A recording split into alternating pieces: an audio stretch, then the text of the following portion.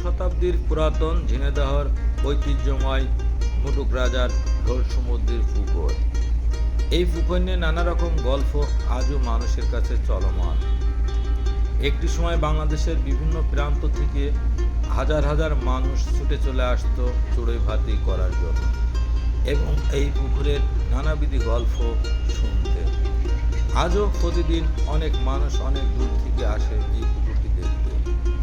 এর আগে এই পুকুরের জলাশয়ে কেউ নামতো না, এখন নৌকা দিয়েছেন, নৌকায় ভ্রমণ করা সম্ভব। এখানে আসলে এই পুকুরের গাভী এতটা উচ্চতা ছিল যা দেখলে আপনি বুঝতে পারবেন যে কতটা উচ্চতা অতীতে ছিল। আমি নিজেও দেখেছি। এই পুকুরটি প্রায় মাঝারি সাইজের তালগাছ সমান গাভীর উচ্চতা থাকবে। এখনও তা কালের সাক্ষী হয়ে দাঁড়িয়ে আছে। এটি সবার কাছে প্রিয় আজও হয়ে আছে।